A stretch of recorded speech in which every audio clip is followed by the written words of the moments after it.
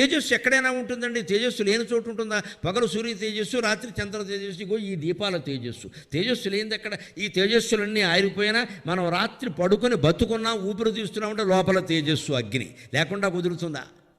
ఆ తేజస్సే భగవంతుడు. మనం పట్టుకోగలిగితే ఆ తేజస్సే భగవంతుడు.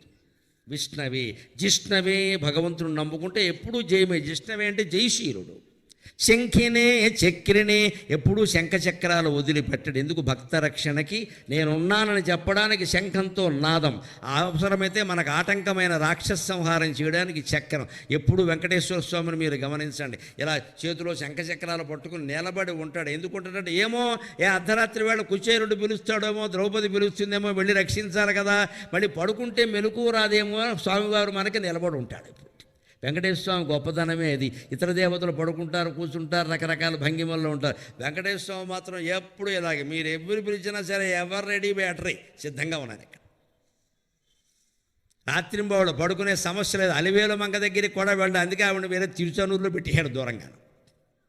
భక్త రక్షణ అంటే భగవంతుడికి అంత ఇష్టం. ఆయన సిద్ధంగా ఉంటాడు ఖచ్చితంగా. రుక్మిణి రాగిణి, రుక్మిణి ఎందు అనురాగమంతో ఇందాక చెప్పుకున్నాం. సత్యభామది ఏదో కాళ్ళు పట్టుకున్నట్టు నటించినా తిరిగి బ్రహ్మాండమైన చెప్పుదే బివుడి చేత కొట్టించేశాడు. నువ్వే గొప్పదానివి, నీ భక్తే గొప్పదని. అందుకని ఆయనకి రుక్మిణి ఎందే. ఆ రకంగా ఆయన ఏకపత్ని వృత్తుడే రుక్మిణీనాథుడు అంటారు. జాంబవతీనాథుడు, నాగ్నజితీనాథుడు, ఈ మాటలు ఎక్కడా చూడం అసలు. రుక్మిణీ వల్లభాయ అంటారు. రుక్మిణి రాగిణే జానకీ జానయే, జానకీ జాని అంటే జాని అంటే భర్త. అందుకని జానకీ దేవికి రాముడికి ఉండే అనుబంధమే. జానకికి భర్త అయిన రాముడు కూడా ఈయనే. వాళ్ళ అనుబంధం గొప్పతనం ఏమిటో తెలుసా? పెళ్ళైన కొత్తలోట రాముడు సీత అని పిలిచేవాడు. సీతే కదా ఆవిడ పేరు. మరి 2 సార్లు 3 సార్లు విన్నాక ఆవిడ నాకు జానకి అని కూడా పేరుంది అని చెప్పింది. ఆడవాళ్ళు తమ అభిప్రాయాలు ఎంత సున్నితంగా చెప్తారు. నాకు తెలుసులే అనకూడదు ఎక్కడ. 2 సార్లు 3 సార్లు సీత అని పిలిచినా నాకు జానకి అనే పేరు కూడా పేరుందని చెప్పిందంటే అర్థం ఏంటండి? ఆ పేరుతో పిలవడం ఆవిడకి ఇష్టం. ఎందుకని? సీత అంటే అనాథ, నాగటి చాలు. నాగటి చాలులో దొరికింది. ఆ పేరు ఎందుకు? మా నాన్నగారి పేరుతో పిలువు. జనకుని కుమార్తె జానకి. మా నాన్నగారు మహాయోగి. జనక మహారాజు అంటే మహాయోగి. భగవద్గీత మొత్తంలో ఒక వ్యక్తి పేరు కనపడుతుంది ఎక్కడ. జనక మహారాజు పేరు గడిపోతుంది. ఆస్థిత జనకాదయ అంటాడు.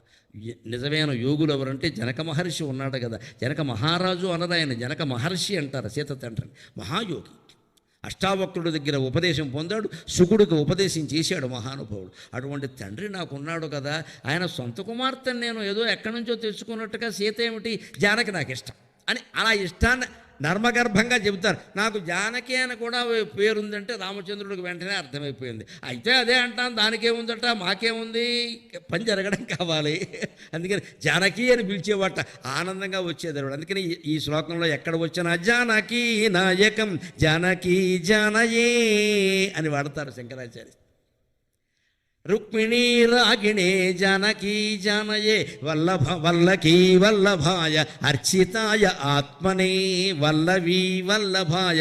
గోపికా స్త్రీలందరూ పూర్వజన్మలో మహర్షులుగా ఉన్నవాళ్ళు ఇప్పుడు గోపికలుగా పుడితే వాళ్ళకి ఆనందం కలిగించాడు వల్లభుడై ఉండి. అలాగే ఆత్మనే అర్చితాయ, చివరికి కృష్ణ రూపంలో ఉన్న భగవంతుడిని మనం ఎలా అర్చించాలంటే నేను నేను అని లోపల ఎక్కడ స్ఫురిస్తుందో దాని మీదే దృష్టి పెడితే దాన్ని ఆత్మార్చన అంటారు. అది భగవంతుడికి అన్నిటికంటే ప్రియమైన అర్చన. అందుకే ఏకాంతంలో ఉండాలి. పొద్దున్న అరగంట, సాయంత్రం 1 గంట మన ఇంట్లో మనమే కూర్చోవాలి. ఆ నేను అనే స్ఫురణ ఎక్కడ వస్తుందో గమనించాలి. అక్కడే దృష్టి పెట్టుకుని ఉండాలి. ఒక క్షణం ఉన్నా మంచిదే. అది 100 సత్యనారాయణ వ్రతాలు చేసినంత పుణ్యం. అది ఒక క్షణం ఉంటే చాలు. ఆ నేను అనే దాని మీద దృష్టి పెట్టాలి. అందుకే అర్చితాయ ఆత్మనే. చివరికి ఈ దేవుణ్ణి అర్చించే విధానం ఎలాగా? ఆత్మనే, నేనే నేనే నేనే. నేను అనేది ఎక్కడ స్ఫురిస్తుందో అదే భగవంతుడు. దాని రూపాలే ఇవన్నీ. ఈ గుడిలో రూపం కాదు, మనందరి రూపాలు కూడా ఆయనవే అని గ్రహించగలిగితే సరిపోతుంది. కంసవిధ్వంసినే, కంసుడిని సంహరించింది ఆయనే. మేనమామ అని కూడా చూడకుండా కంసుడిని సంహరించారంటే మనం జీవితంలో బంధాలకి ప్రాధాన్యం ఇవ్వద్దు, ధర్మానికి ప్రాధాన్యం ఇవ్వాలి. ఎందుకంటే ఏ మేనమామండి, కృష్ణుడి మీద 32 హత్యా ప్రయత్నాలు జరిగాయండి. భాగవతం చదివి చూసుకోండి.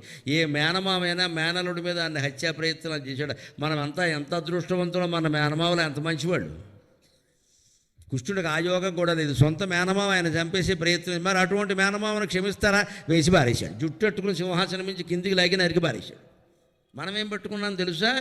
ఈ పుణ్యకథ, ఈ ధర్మం, ఈ బంధం, ఇది ఆలోచించమండి. మనకి ఎంతసేపు ఏదో సెంటిమెంటు. కృష్ణుడు ఎప్పుడు పుట్టాడు? రోహిణి నక్షత్రంలో. రోహిణిలో పుడితే మేనమావ గండం. ఎవడు చెప్పాడో తెలియదు ఈ మాట. అంటే రోహిణిలో పుట్టిన వాళ్ళందరూ గోవర్ధన పర్వతం ఎత్తారా? రోహిణిలో పుట్టిన వాళ్ళందరూ కాళీమర్దనం చేశారా? రోహిణిలో పుట్టిన వాళ్ళందరూ కుచేరుణ్ణి కుబేరుణ్ణి చేశారా? మరి అవేమి చేయని వాడు మేనమావని చంపేస్తాడా అని పుట్టిన వార్త మేనమావకి చెప్పరు. ఎప్పటికే చెప్పకండి. మేనమావ ఏమైపోతుంది? ఇదే పిచ్చి సెంటిమెంట్ ఏంటి? అపూర్వమైన పురాణ కథలన్నీ పిచ్చి సెంటిమెంట్లు అయ్యాయి. నా పోరాటం వల్ల వాటి మీదే. ఆ కథ నుంచి గ్రహించవలసిన తత్వం గ్రహించారు. మీరు కొడుకు లేదు, కూతురు లేదు, భార్య లేదు, భర్త లేదు, మేనమావ లేదు, తోడేళ్ళు లేదు, మేనలు లేదు, వెధవపని చేస్తే ఇంట్లోంచి గెంటేయాల్సిందే. మనమే పోలీసులకు అప్పగించేయాలి. అది లేకపోబట్టే ఇన్ని చట్టాలు, ఇన్ని కేసులు, ఇన్ని గొడవలు. మన వాళ్ళందరినీ మనం దాచుకుంటాం. కృష్ణుడు దాచుకోలేదు. ఏది పా అని చెప్పాడు. చేసిన అన్యాయాన్ని బట్టి శిక్ష ఉంటుందండి. మేనమామ మేనలు అంటే అలాగే ఇక్కడ బంధుత్వం అనేసరికి మనం బంక కాపాడుకుంటాం. ఇక్కడ బంధుత్వానికి ప్రాధాన్యం ఇవ్వకండి. ధర్మబంధం ఒక్కటే బంధం, మిగిలిన బంధాలన్నీ నశించిపోయేవి.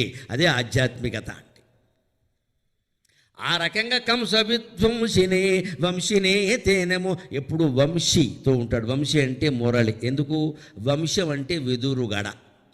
ఆ వెదురు నుంచి ఈ వేణువు తయారైంది కాబట్టి వంశీ అంటారు. వంశీకృష్ణ ఇటువంటి మాటలు ఇప్పటికీ వంశీకృష్ణ పేరున్న వాళ్ళు చాలామంది. వంశీ అంటే మురళి. అందుకని వంశినే తేనమో కృష్ణ గోవింద హే కృష్ణ గోవింద హే రామనారాయణ శ్రీధర్ శ్రీపతే వాసుదేవాజిత శ్రీనిధే శ్రీపతే వాసుదేవాజిత శ్రీనిధే కృష్ణ గోవింద హే రామనారాయణ శ్రీపతే వాసుదేవాజిత శ్రీ అజిత్ వాసుదేవాజిత శ్రీనిధే అచ్యుతానంత హే మాధవాధోక్షజ అచ్యుతానంత హే మాధవాధోక్షజ ద్వారకా నాయక ద్రౌపదీ రక్షక ద్వారకా నాయక ద్రౌపదీ రక్షక కృష్ణ గోవింద ఇదివరకే చెప్పుకున్నాం. హే రామనారాయణ ఇదివరకే చెప్పుకున్నాం. పునరావృత్తి ఎందుకోసం అంటే దృష్టి నిలబడడం కోసం, శ్లోకాలు కంఠస్థం రావడం కోసం. కొత్త పదాలు చెప్పలేక కాదు. శంకరాచార్య పరమ సమర్థుడు, మహాకవి, మహాపండితుడు. కానీ భజన గీతం ఎలా ఉండాలంటే పదాలు పునరావృత్తి అవుతూ ఉండాలి. అవుతే భజన పాట బాగా మనస్సుకు పడుతుంది. అంటే పైగా ఎక్కువ జ్ఞాపకం పెట్టుకోగల వచ్చిన పదమే వస్తూ ఉంటుందిగా. అందుకని తేలిగ్గా భజన చేసుకుంటూ ఉంటా. అదే పాండిత్యానికి సంబంధించి తత్వం చెప్పాలంటే ఆయన ఇలా వాడరు. ఇక్కడ ఇటువంటి స్తోత్రాల్లోనే వాడతారు. మళ్ళీ మళ్ళీ వస్తే అర్థాలు మళ్ళీ చెప్పక్కల. కృష్ణ దామోదర ఏ అంటూనే శ్రీధర్ శ్రీపతి లక్ష్మీదేవికి పతివి నువ్వేనయ్యా, వాసుదేవుడు నువ్వేనయ్యా, అజిత అంటే ఎవ్వరూ ఆయన్ని జయించలేరు. భగవంతుణ్ణి నమ్ముకుంటే మన్ని కూడా ఏ శత్రువులు ఏమీ చేయలేరు. గుర్తుపెట్టుకోవాలి. ఎప్పుడైనా శత్రు భయం ఏర్పడినా, ఎవరైనా ఏదైనా చేస్తారేమో అనిపించినా, ఫోన్లో బెదిరింపులు వచ్చినా ఆశ్రయించాల్సింది పోలీసుల్ని, బంధువుల్ని, మిత్రుల్ని కాదండి. సాక్షాత్తు మీ పూజా మందిరానికి వెళ్ళండి. స్వామి నేనే తప్పు చేయలేదు కదా, నాకు ఎందుకు వచ్చింది ఇది అని భగవంతుడి పాదాలకి నమస్కారం చేసి రక్షించమని కోరండి. 24 గంటల్లో రక్షణ దొరుకుతుందమ్మా. అనుమానం ఏమీ లేదు. నేను అనుభవించే చెబుతున్నా, బడాయి కాదు ఈ మాట. నేను అనుభవించే చెబుతున్నా.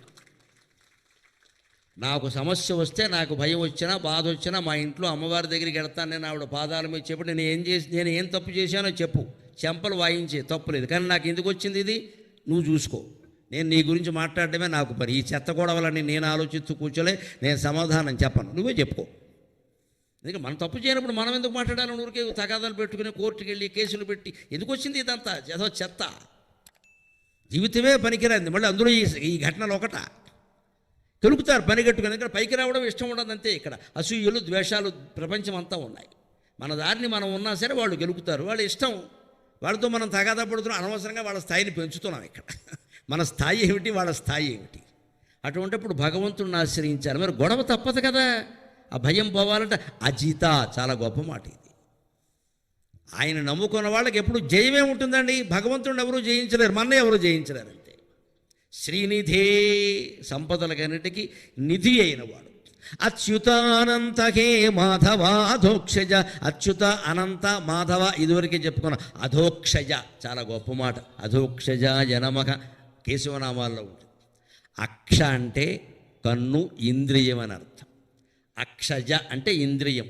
అధ అక్షజ అంటే ఇంద్రియాలను ఎప్పుడు తొక్కి పట్టి ఉంచాలి. ఆయన అలాగే ఉంచుతాడు. 16,000 మందితో కాపురం చేసినా ఆశ్చర్యం ఏంటంటే కృష్ణుడికి ఉన్న బిరుదు ఏమిటో తెలుసా? రాముడికి లేదు అది. దశావతారాల్లో ఎవ్వరికీ లేదు. అస్ఖలిత బ్రహ్మచారి. ఇక దాన్ని వివరించడానికి నాకు సందర్భం సరైంది కాదు. మీరు పెద్దల్ని అడిగి తెలుసుకోండి. అస్ఖలిత బ్రహ్మచారి. ఆయనకి ఎక్కడా స్ఖలనం అనేది జరగలేదు. స్ఖలనం జరగలేదు కానీ IVF సరోగసి అనుకోకండి, కుదరదు అది. తేజస్సు ద్వారా సంతానం కలిగిస్తారు. అలా జరిగేది. కృతయుగంలో సంకల్పం వల్లనే సంతానం కలుగుతుంది. స్త్రీ పురుషులు కలిసేవారు కాదు. త్రేతాయుగంలో కొంచెం తక్కువ, సంస్పర్శ వల్ల సంతానం కలిగేది. ముట్టుకుంటే చాలు, కలవక్కర్లేదు. ద్వాపర యుగంలో వచ్చింది దిక్కుమాలిన సంపర్కం. కలియుగంలో అది కూడా అయినా ఏం కలగట్ల. IVF సరోగసి దాన్ని ఎలా నమ్ముతారో తెలియదు. రోగంతో సహితమైనది అని దాని పేరులోనే ఉంది అక్కడ. సరోగసి రోగంతో కలిసింది. ఇంగ్లీష్ మాట అయినా తెలుగు మాట. సవిద్య అంటే విద్యతో కలిసింది కదా. సరోగసి అంటే రోగం. దాన్ని నమ్ముతున్నాం. లక్షలు పట్టుకెళ్ళి పిల్లలు లేకపోతే ఏమిటైందండి? ఇప్పుడు కొంపలు అంటుకున్నాయా? వినాయకుడు కుమారస్వామి పార్వతీదేవి ఆసుపత్రిలో కనలేదమ్మా, సంకల్పం వల్ల పుట్టారు. ఎవరు దేవతల వరకు సంతానం లేరండి. అందుకని సంతానం లేని వాళ్ళు నా దృష్టిలో దేవతలతో సమానం. పిచ్చి ప్రయత్నాలు చేయకుండా మానేసేయండి, పూర్తిగా మానేసేయండి. హాయిగా మీకున్న సంపదలు మీరు అనుభవించండి. ధార్మిక కార్యక్రమాలకు ఖర్చు పెట్టండి. మీ కులంలో మీ బంధువులు మీ మిత్రులే పేదవాళ్ళు ఉంటారమ్మా, మీ సంపదలు వారికి పంచిపెట్టండి. ఆదుకోండి దయచేసి. పిల్లలు ఉన్నవాళ్ళు చాలా ఇబ్బంది పడుతున్నారు, వాళ్ళకి పంచిపెట్టండి. నీ పిల్లలే నా పిల్లలని చెప్పండి. ఎందుకు వచ్చిన గొడవండి ఇలాగా? అందుకే మిగిలిన వాళ్ళకు కూడా చెబుతున్నా ఒక్క మాట. దయచేసి ఎప్పుడు పిల్లలు లేని వాళ్ళు కనపడితే ఆ ప్రసక్తి తేకండి. మనకి ఇదో జబ్బు, లేని దాన్నే ఆక్షేపించడం. అసలు పెళ్ళి 2 ఏళ్ళు దాటితే చాలు. ఇంకా ఓ కాయ ఏడు కోసేది చింతకాయ, నువ్వు వెళ్ళి కోసుకో అక్కడ. ఇప్పుడు ఈవిడికి కాసే 10 కాయలు ఇంకా ఆవిడికి కాయాలి ఇక్కడ. ఈ పలకరింపులు వద్దండి. వాళ్ళు చాలా బాధపడతారు. అందులో ఆడపిల్లలు చాలా సున్నితంగా ఉంటారమ్మా. విపరీతాలకు పాల్పడతారు వాళ్ళు. రకరకాల ఇబ్బందులు, భార్యాభర్తల మధ్య గొడవలు అయిపోతాయి. ఏం పిల్లలు లేకపోతే ఏమిటైంది? హాయిగా జలసా చేయొచ్చు, తీర్థయాత్రలు చేయొచ్చు, దాన ధర్మాలు చేసుకోవచ్చు, పరమ స్వేచ్ఛగా బతకచ్చు. ఏమైంది ఇక్కడ? దానికి అంతెందుకండి తాపత్రయపడిపోతారు ఇక్కడ. అందుకే మోసాలు ఎక్కువ జరుగుతున్నాయి. మోసాలకు మనం ఎందుకు అవకాశం ఇవ్వాలి? అధ్యాత్మ జ్ఞానం లేకపోవడం వల్ల ఈ మోసాలన్నీ జరుగుతున్నాయి. మనకి మోక్షం ఇచ్చేది పిల్లలు కాదండి, మనకున్న ఆత్మజ్ఞానం. అది తెలుసుకోవాలి ఖచ్చితంగా. అందుకని అచ్యుతానంతకే మాధవాధోక్షజ. ఎప్పుడు జీవితం బాగుండాలంటే అధోక్షజ, ఇంద్రియాలని కిందకి తొక్కిపెట్టి ఉంచాలి. కన్ను చూసిన దాన్నల్లా మనస్సు కోరకూడదు, చెవి విన్నదాన్నల్లా మనస్సు కోరకూడదు, నాలుక రుచి ఆశించిన దాన్నల్లా బజార్లోకి వెళ్ళి తినేయకూడదు. మోషన్స్ పట్టుకుంటాయి. చిన్న విషయం అర్థమైనా చాలు. ఏది కనపడితే అది మనకు కావాలంటే ఎలాగండి? విచక్షణ జ్ఞానం లేదా? ఇంద్రియాలను అధక్కరించడం అంటే అంతే, ఇంతకంటే ఏం లేదు ఇక్కడ. మన విచక్షణ జ్ఞానం, ఇది తినచ్చు, ఇది తినకూడదు, ఇది చేయొచ్చు, ఇది చేయకూడదు, ఇది అనుభవించవచ్చు, ఇది అనుభవించకూడదు అని నిర్ణయించుకోలేమా? దానికి కట్టుబడి ఉండలేమా? అంత బానిసలమైపోవాలా ఇంద్రియాలకి? అధోక్షజాయ నమః అంటే అర్థం అది. మాధవాధోక్షజ ద్వారకా నాయక ద్రౌపదీ రక్షక. చాలా గొప్ప మాట ఇది. ద్వారకకి నాయకుడు ద్వారకాపురంలో ఉంటారు కాబట్టి సరిపోయింది. ద్రౌపదీ రక్షక, ద్రౌపదీదేవిని రక్షించాడు. ద్రౌపదీదేవిని రక్షించడంలో ఓ గమ్మత్తైన విశేషం ఉంది. ఆవిడకి ఆపద వస్తే సభాపర్వంలో దుశ్శాసనుడు వస్త్రాపహరణం చేసే ప్రయత్నం చేస్తే ఆవిడ ముందు సహజంగానే ధర్మం ప్రకారం భర్తల కేసు చూసింది. ఉన్నారు కదా, పైగా కర్మ. ఒక భర్త ఉంటేనే కాపాడుతాడు. ఈవిడికి 5గురు ఉన్నారు. కాలమో కర్మమో తెలియదు, ఒక్కడూ లేవడం. ఎవరైనా లేస్తుంటే ధర్మరాజు కీప్ క్వైట్ చచ్చిపోతున్నాడు ఇక్కడ. ఈ పెళ్ళాన్ని తీసుకెళ్ళి ప్యాకెట్లో పెట్టేటప్పుడు నీ కీప్ క్వైట్ కాదు, ఇక్కడ బాగా క్వైట్ అయ్యాడు అక్కడ. ఒక మనిషి ప్రవర్తన ఇలాగే ఉంటుందండి. ప్యాకెట్లో పెట్టేటప్పుడు అన్నదమ్ముల అనుమతి తీసుకోవాలి. మరి అందరికీ భార్యే కదండి, అడ్డంగా పెట్టేశాడు అక్కడ. పేకాట బాబత్ నిబంధనలు అమలు చేస్తారు. ఈయనకి ధర్మం గుర్తొచ్చింది. పేకాటం ధర్మమేనా? ఇదే మన మనస్సు. అంతే. వంకర పని చేసేటప్పుడు చేసేస్తామండి, తర్వాత దాని ఫలితం అనుభవించాల్సి వచ్చే ధర్మోపదేశాలన్నీ మొదలెడతాం. నాకే రావాలా, మరి నువ్వే ఆడావు, నీకే వస్తుంది. భీముడు లేచి అన్నయ్య అను. అక్కడికి భీముడు ఒక మాట అంటాడమ్మా, వ్యాసభారతం చదివి చెబుతున్నా. వాడిని భద్ర కొట్టమంటావా లేకపోతే నిన్నే కొట్టేయమంటావా అన్నాడు. అంత కోపం వచ్చింది భీముడికి. అందుకే ద్రౌపది తర్వాత ఏ సందర్భంలోనైనా ఎవరైనా అడిగితే అనవసరం, భీముడు ఒక్కడే భర్త, ఆయనకే నమస్కారం అని చెప్పింది ఆవిడ. భార్యను కాపాడినవాడు భర్త ఎలా అవుతాడు? నాకు ఏ ఆపద వచ్చినా నేను చెప్పుకున్నది భీమసేనుడికి, వెంటనే గద తీసినవాడు ఆయన ఒక్కడే. నచ్చేది నాకు ఆయన అంటేనే ఇష్టం, మీరు ఏమైనా రాసుకోండి పత్రికల్లో, నాకు అభ్యంతరం లేదని చెప్పింది. ఇప్పుడు కాపాడేవాడు కదా. ఆయన్ను కూడా ధర్మరాజు ఆపేసేసరికి అప్పుడు ఇంకేం చేసేది లేక కృష్ణుని ప్రార్థించింది. గోవింద ద్వారకావాసిన్ కృష్ణ గోపీ జనప్రియ. ఆ ప్రార్థన వ్యాసభారతంలో ఎలా ఉందో అలా చెబుతున్నా, దీన్ని బట్టి భక్త రక్షణలో భగవంతుడు పాటించే విచక్షణ ఏమిటో తెలుస్తుంది.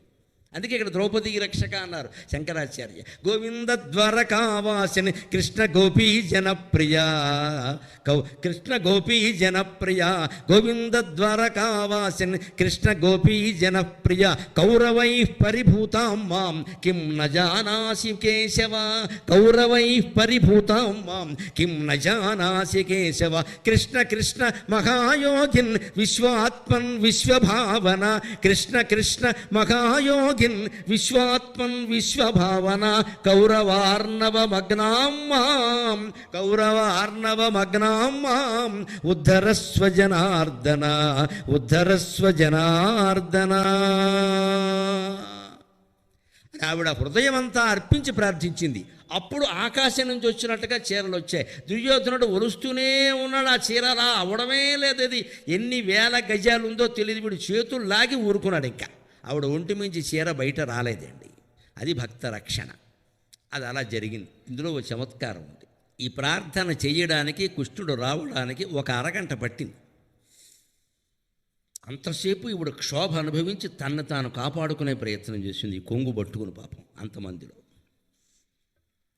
అరణ్యవాసంలో జోదం అయిపోయాక అరణ్యవాసం కదా, అక్కడ పాండవులు అరణ్యవాసంలో ఉన్నారని కృష్ణుడు పలకరించడానికి వెళ్ళాడు. బంధువులు బాధలో ఉంటే వెళ్ళాలి కదా. వెళ్ళేటప్పుడు ఊరికే వెళ్ళా, ది గ్రేట్ ప్రాబ్లం, సత్యభామను తీసుకుని వెళ్ళాడు అక్కడికి. Problematic candidate. ఈవిడ వెళ్ళి ద్రౌపదీదేవిని కూర్చోబెట్టి, నేను కృష్ణుడిని వశం చేసుకున్నట్టు నా వల్ల కావట్లా, 5 మొగుళ్ళని ఎలా వశం చేసుకున్నాం. ఇప్పుడు ఈవిడికి ఈ సమాచారం అవసరమా అండి? ఎంత దేవుడు పెళ్ళాలైనా ఎవడు బుద్ధి వాడిదే. అర్జెంటుగా అరణ్యవాసంలో వాడు చస్తుంటే 12 ఏళ్ళు తిండి తిప్పలేక ఆకులు అలములు తిని, ద్రౌపది ఆవిడేమో జుట్టు వెరబోసుకుని నాకు అవమానం జరిగింది, నాకు వస్త్రాపహరణం జరిగిందని ఆవిడ ఏడుతుండే, నువ్వు మొగుడిని ఎలా వశం చేసుకున్నావు? మానసరోవరం నుంచి ఒక కొంగ వచ్చిందిరా.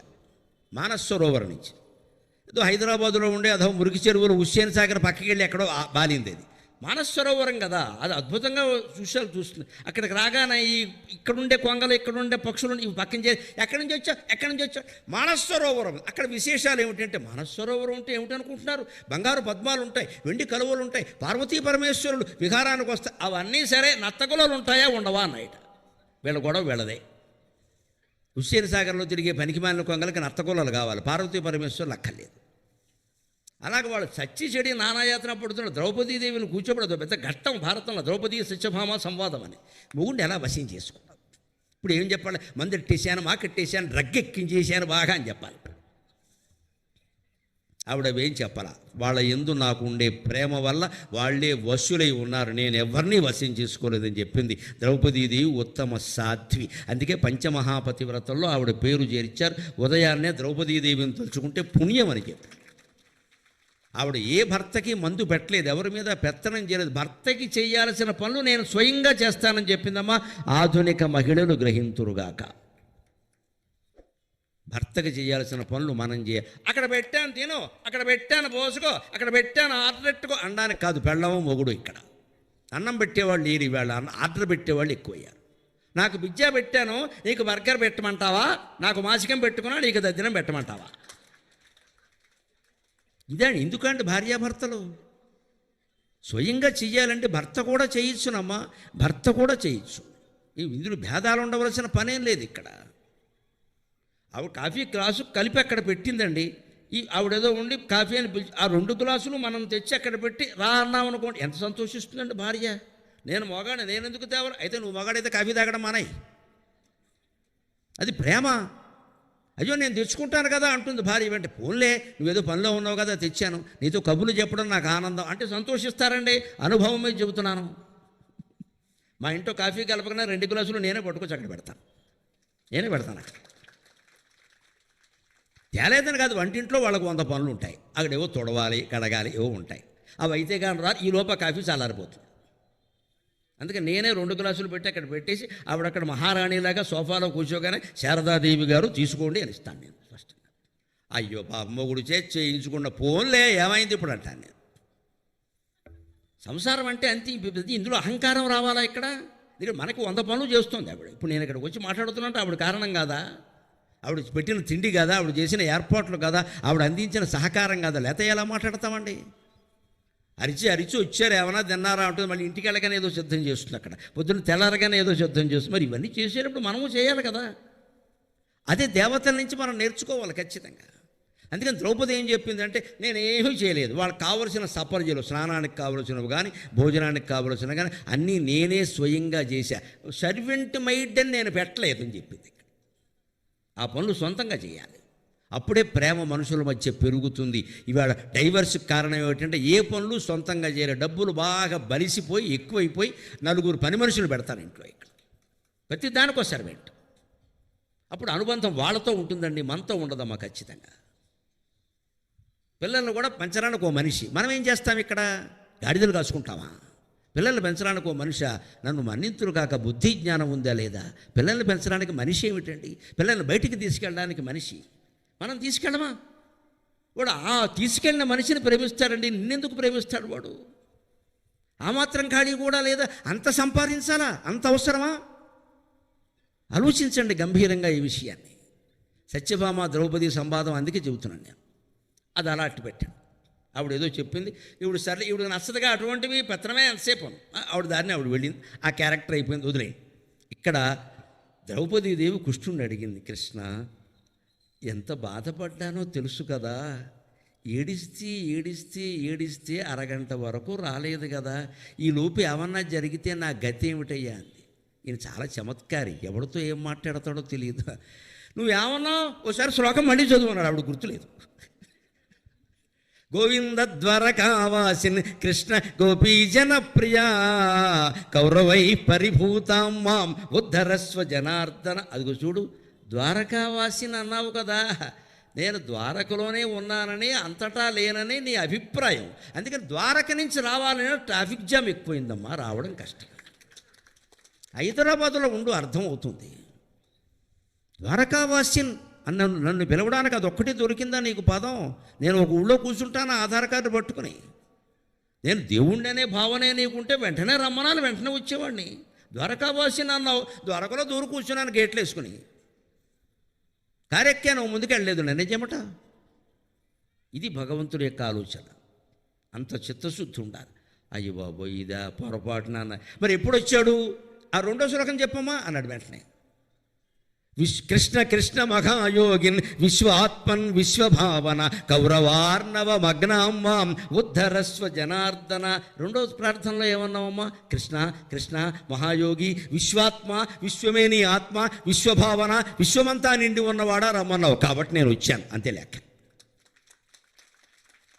నువ్వు నాకు ఊరు తగిలించి, పేరు తగిలించి, మగతనం తగిలించి, ఆడతనం తగిలించి, ఈ అధ బ్యాడ్జీలన్నీ తగిలిస్తారు, ఏడు పట్టుకొచ్చి ఇక్కడ.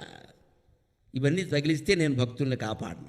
అంతటా ఉన్నాను, నీ ఇంట్లో ఉన్నాను, నీ ఒంట్లో ఉన్నాను అంటే ఖచ్చితంగా కాపాడుతాను, వెంటనే కాపాడుతాను. అందుకని నాకు Aadhaar card, ID card, PAN card ఇస్తారేమిటి భక్తులు ఇక్కడ? మన పుణ్యక్షేత్రాలంటే ఇవేనండి, ఆధార్ కార్డులు, ఐడి కార్డులు. కృష్ణుడు ఎక్కడుంటాడు? గురువాయూరప్ప దగ్గర ఉంటాడు. నీ గుండెల్లో ఉండడా?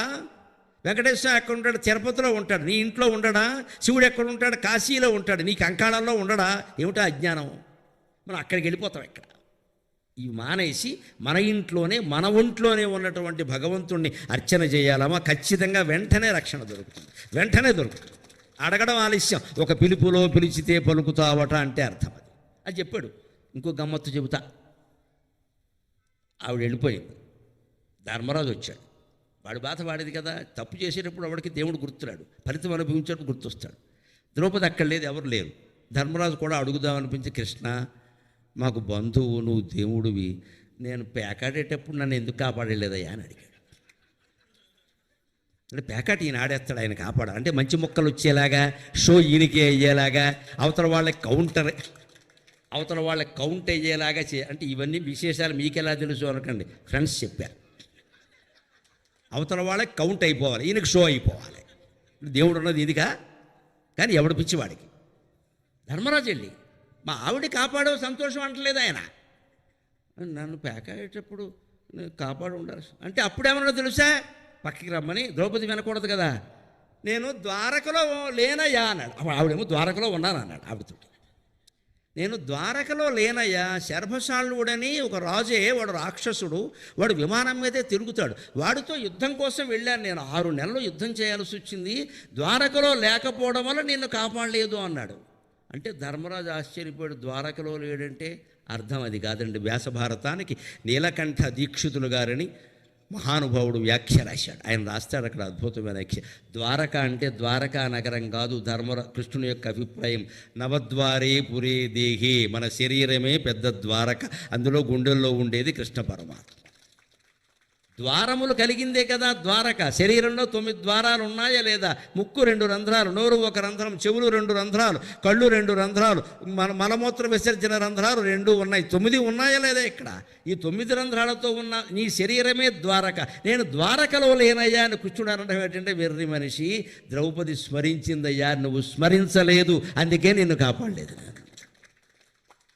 అని పైగా చమత్కారంగా ఓ మాట అంటాడు అక్కడ కృష్ణుడు వ్యాసభారతంలోనే. నువ్వు స్మరించి ఉంటే నిజంగానే నీకే షో అయ్యేది, అవతల వాళ్ళకి కౌంట్ అయ్యేది అన్నాడు. అది కూడా చెప్పాడు. అంచేది ఇప్పుడు దుర్వ్యసనాలు మానలేని వాళ్ళు కూడా దయచేసి భగవత్ స్మరణ మానకండి, ఖచ్చితంగా కలిసి వస్తుంది, ఖచ్చితంగా కలిసి వస్తుంది. ఏదో ఒకటి మానేయాలి కదా, దేవుణ్ణి దోషేయకండి. దుర్వ్యసనం అలా ఉండేయండి, మన కర్మ. అంటూ ఉండండి. చొక్కేసినప్పుడల్లా కేశవ, చొక్కేస్తే మళ్ళీ కేశవ అంటే 2 సీసాలకైనా మానేస్తావయ్యా మహానుభావ. చొక్కేస్తూ కేశవ అని ఎలా అంటావు? ఇంట్లో వాళ్ళైనా తిడతారు, అసలు చొక్కైనా మానే కేశవైనా మానే, దరిద్రం. మానేస్తాడు. దుర్వ్యసనం మానేయాలి కానీ దైవస్మరణ మానేయకూడదండి. ఎందుకంటే మన విప్రనారాయణ కథ విన్నాం కదా, అన్ని కబులు చెప్పినవాడు ఆడాళ్ళు వస్తారేమో అని మొక్కలు పెంచడం కూడా మానేసినవాడు దేవదేవి వల్ల పడ్డాడు, వాడి కర్మ కాకపోతే. కానీ వాడిని కాపాడాడే లేదా? ఎన్ని దుర్వ్యసనాల పాలైనా, ఎంత అప్పుల పాలైనా భగవంతుడు కాపాడుతాడు ఖచ్చితంగా, అనుమానమే లేదు. కానీ మళ్ళీ చెయ్యను అనేటువంటి భావన ఉండాలి. అందుకని ద్రౌపదిని ఎందుకు వెంటనే రాలేదు అంటే ద్వారకలో ఉన్నాను అన్నాడు.